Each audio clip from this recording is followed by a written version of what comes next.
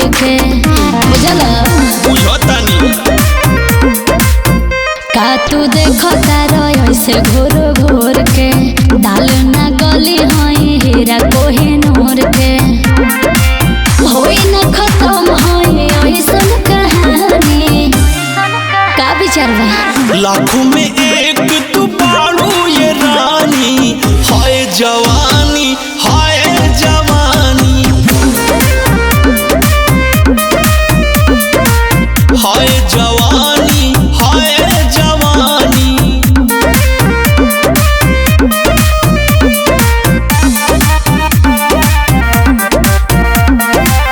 हाय जवानी हाय जवानी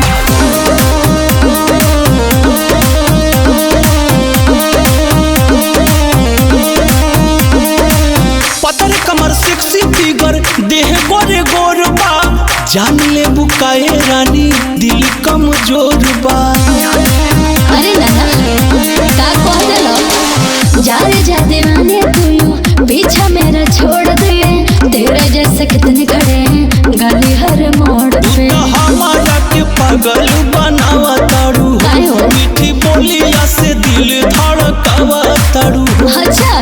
काहे तू हमसे करेला मन माने लाखों में एक तू बाड़ू ये रानी हाय जवानी हाय जवानी हाय